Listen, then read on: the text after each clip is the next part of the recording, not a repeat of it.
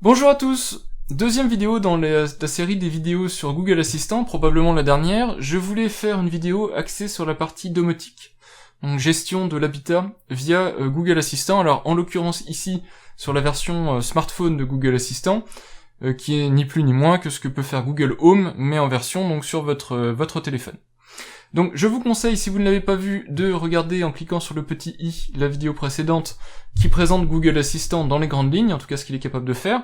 Cette vidéo-ci, je ne vais que détailler en fait ce qu'il peut faire au niveau de la domotique. Je vais utiliser deux exemples dans cette vidéo, Philips Hue, puisque mon logement est équipé d'ampoules Philips Hue, et un thermostat Netatmo. Voilà. Je vais vous montrer aussi la liste dans l'ensemble des acteurs du marché avec lequel le Google Assistant est compatible, mais je ne pourrai pas tous vous les montrer. On se retrouve donc sur mon smartphone et je vais vous montrer en quoi consiste donc la configuration domotique de Google Assistant. Alors Google Assistant, comme j'ai expliqué dans la vidéo précédente, vous pouvez le lancer sur un Galaxy S7 en tout cas, mais sur la plupart des smartphones, soit en restant enfoncé sur la touche Home, comme ceci, et dans ce cas-là il va vous poser une question, soit en donnant le mot-clé OK Google. Alors si vous cliquez sur les trois petits points qui sont ici, en haut à droite, vous verrez apparaître la notion des paramètres. Alors, il y a pas mal de choses dont j'ai pas parlé dans la vidéo précédente, mais qui permettent de régler Google Assistant, que ce soit au niveau des modes de paiement, mais aussi des commandes relatives à votre domicile, vos lieux de travail, etc. Vous pouvez positionner les adresses et compagnie pour personnaliser le comportement de Google Assistant. Donc je vous conseille d'aller voir dans cette section ici, là, c'est ici que vous pourrez le configurer. Moi, ce que je veux vous montrer aujourd'hui, c'est les commandes relatives à la maison. Donc, je clique dessus, et vous allez voir que j'ai déjà réglé le Google Assistant donc pour gérer mon habitat. Alors, je vais quand même vous montrer comment ça marche, mais je voulais avoir quand même une base installée pour que ça aille un petit peu plus vite. Donc, si je clique ici sur le petit plus, je précise juste avant que cette liste-là est vide quand vous la configurez, que votre compte Google est utilisé, et c'est pour la raison pour laquelle vous voyez un Google Home et votre petit smartphone, c'est parce que ça va le configurer pour tous les équipements Google dont vous disposez reliés à votre compte. Donc vous le faites une fois pour toutes, c'est assez pratique, et puis tous les équipements sont configurés.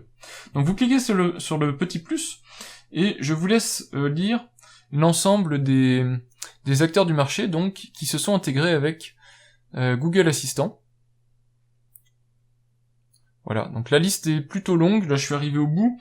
Si je devais en souligner quelques-uns, vous avez les SmartThings de Samsung, vous avez Osram, mais il n'y a pas beaucoup de produits qui sont disponibles en France, vous avez surtout Nest, mais évidemment, puisque Google est un acteur de Nest, et ben vous avez Netatmo et Philips Hue, oui, parce que comme j'ai déjà ajouté des appareils, bien évidemment, ils sont déjà dans la liste. Alors si vous voulez vous connecter, il vous suffit de cliquer sur le fournisseur de services qui vous intéresse, donc par exemple Netatmo. Moi je vais dissocier le compte.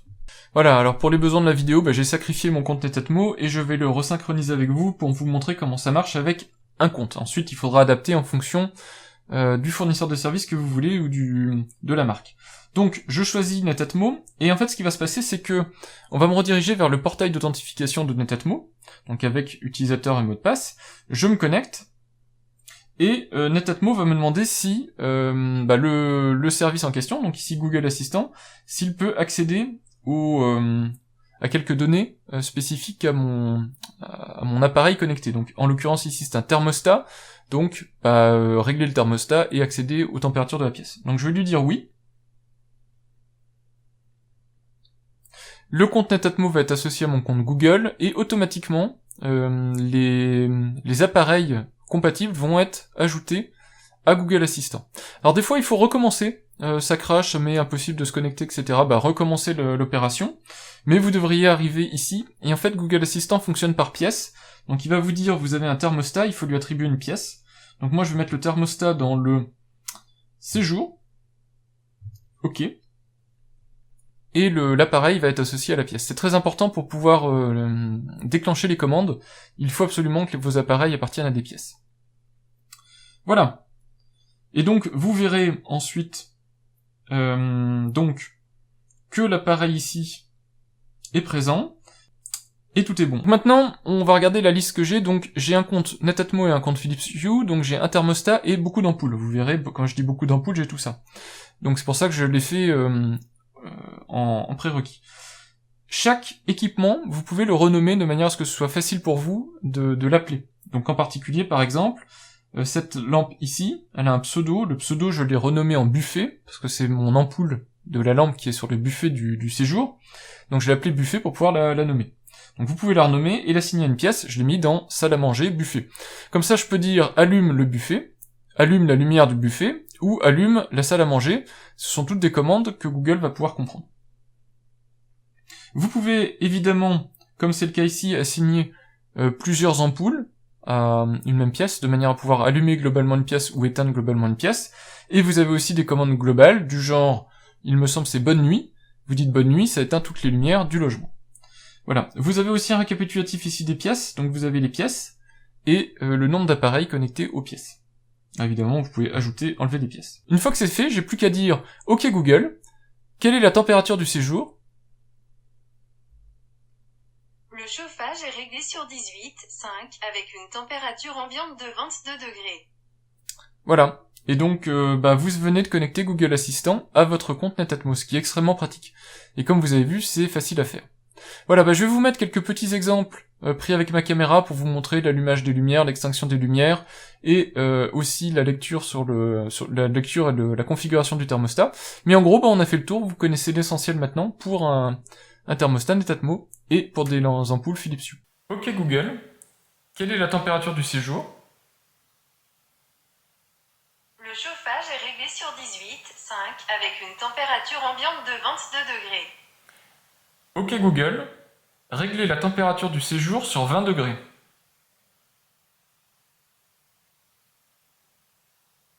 Ok, je règle le thermostat sur 20 degrés. Voilà, et donc vous voyez que ça fonctionne bien. Le thermostat est réglé sur la température demandée. Ok Google, quelle est la température du séjour ? Le chauffage est réglé sur 20 avec une température ambiante de 22 degrés.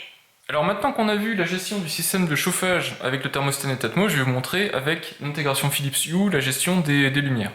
Alors on est ici dans mon séjour, et ce lampadaire là est en fait la partie salon de mon séjour, donc je l'ai appelé salon.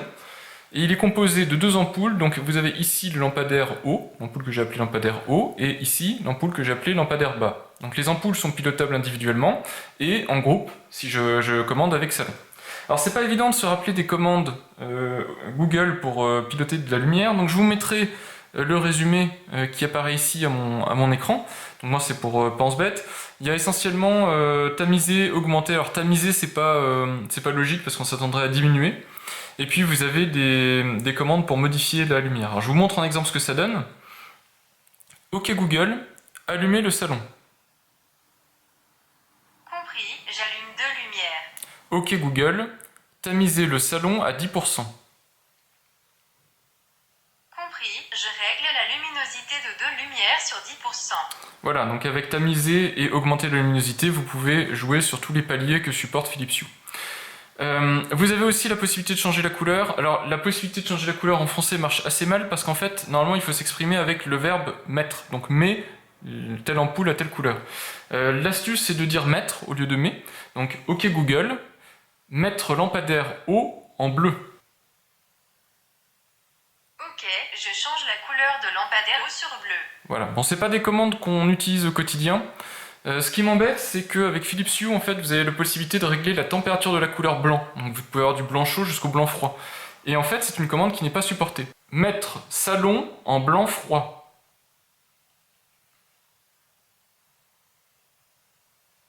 Affichage des photos correspondant Voilà. à votre recherche. Donc ça, c'est vraiment dommage, parce que pour moi, c'est quand même l'utilisation principale. Mettre du vert, mettre du bleu, mettre du rouge, c'est pas l'utilisation principale. Vous pouvez allumer en groupe, vous pouvez aussi éteindre en groupe. Ok Google, éteindre salon.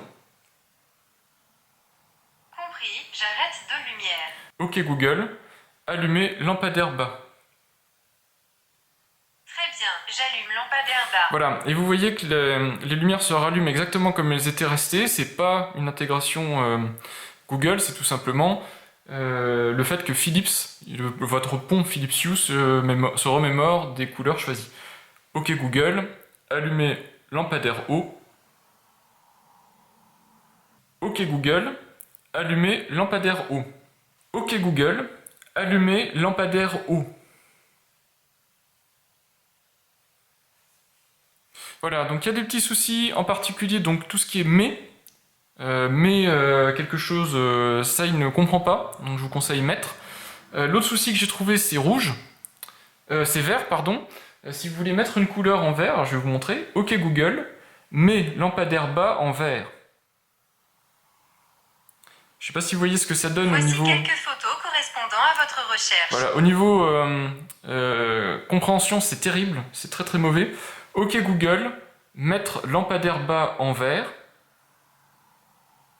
Ok, je change la couleur de lampadaire bas sur vert.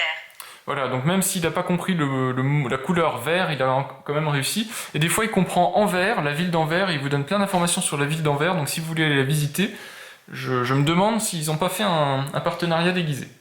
Donc, grosso modo, ça marche. À partir du moment où vous voulez allumer et éteindre, si vous voulez tamiser, ça marche aussi, mais c'est pas une intégration que je nommerais idéale, parce qu'il y a des petits soucis de compréhension, et j'espère que c'est pas uniquement lié à ma prononciation.